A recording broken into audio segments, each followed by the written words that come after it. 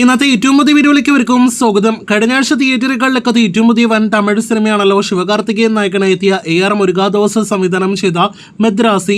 സിനിമയുടെ 2 ദിവസത്തെ കൃത്യമായ ട്രാക്കേഴ്സ് കളക്ഷനും വേൾഡ് വൈഡ് ഒഫീഷ്യൽ കളക്ഷൻ എല്ലാം തന്നെ വന്നു കഴിഞ്ഞിരിക്കുന്നു. സിനിമയുടെ ഒഫീഷ്യൽ കളക്ഷനിലേക്ക് ആദ്യം വരികയാണെങ്കിൽ വെറും 2 ദിവസങ്ങൾ കൊണ്ട് 50 കോടിയിലധികം വേൾഡ് വൈഡ് ഗ്രോസ് നേടിയെടുത്തു എന്ന് പറഞ്ഞ് ഈ കാണുന്ന പോസ്റ്ററാണ് റിലീസ് ആയിരിക്കുന്നത്. പക്ഷേ ട്രാക്കേഴ്സ് കണക്കിൽ സിനിമ 2 ദിവസങ്ങൾ കൊണ്ട് 50 കോടിയിലേക്ക് എത്തപ്പെട്ടിട്ടില്ല.